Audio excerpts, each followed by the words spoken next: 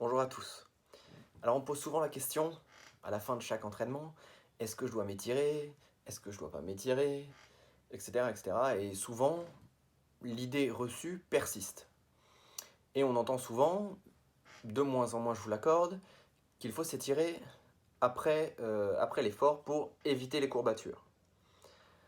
Alors d'abord, je tiens à préciser que les informations que je vais donner sont celles que je pense être les meilleures, mais les études avancent et il se peut qu'on me contredise dans quelques jours, quelques mois ou quelques années.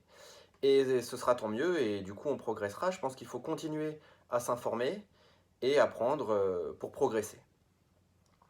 Alors déjà je vais vous expliquer pourquoi cette idée reçue de s'étirer pour éviter les courbatures.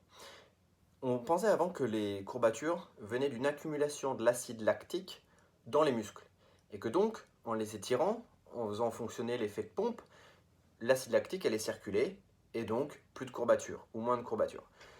Sauf que les courbatures ne viennent pas de l'acide lactique puisque l'oxygène qui passe quand vous êtes en aérobie, c'est-à-dire là immédiatement nous sommes en aérobie, nous utilisons de l'oxygène, va passer dans notre muscle et éliminer l'acide lactique. Voilà, on ne va pas rentrer dans des complications de physiologie, mais ça se passe comme ça. Alors, si on cherche à comprendre, il faut comprendre qu'est-ce que c'est qu'une courbature. Alors, une courbature, c'est une micro-lésion musculaire. C'est-à-dire que vous avez un muscle, comme ça, avec des fibres, et quand on fait un effort, elles se déstructurent. Donc elles se cassent, les fibres musculaires se cassent. Donc si vous faites un étirement, forcément vous allez tirer, et les fibres musculaires qui sont déjà cassées, vous allez augmenter leur micro-fracture. Donc c'est totalement contre-productif. Les courbatures, elles apparaissent quand vous allez faire un nouveau type d'effort et que le muscle n'est pas encore adapté à l'intensité ou bien à l'amplitude que vous lui demandez. Plus vous allez vous entraîner et plus il va s'adapter et moins vous aurez de courbatures. Exemple, vous faites des quarts de squat, ce qui au passage n'est forcément pas une bonne chose, à part des cas particuliers, mais on pourra en parler davantage. D'un coup, vous faites la même chose, la même intensité, mais avec un squat complet, et vous aurez des grosses courbatures. Ensuite, vous allez vous entraîner, vous allez continuer à vous entraîner, votre corps va s'adapter, et vous n'aurez plus de courbatures. Alors, c'est vrai que quand on s'étire, parfois on a l'impression que ça fait du bien. En grande partie parce que l'effet placebo, puisqu'on nous a toujours répété que s'étirer évitait les courbatures, ou en tout cas les diminuait. Et puis aussi parce que ça détend les muscles, et donc on a une sensation de mieux-être. Mais ça ne va pas éviter les courbatures, même ça risque de les augmenter, par l'effet que je vous ai expliqué un peu précédemment. Donc, qu'est-ce qu'on peut faire quand on a des courbatures? Bon, déjà, on mange bien, on s'hydrate bien, mais ça, j'imagine que vous le faites tous les jours.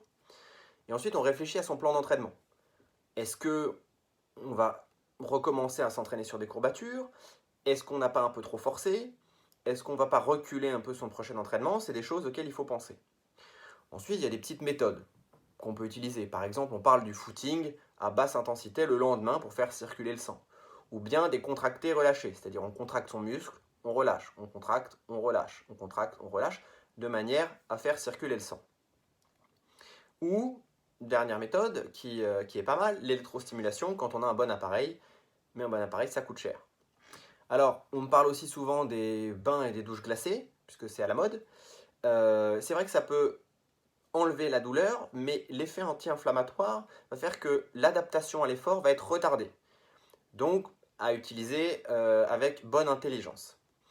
Donc, qu'on se comprenne bien.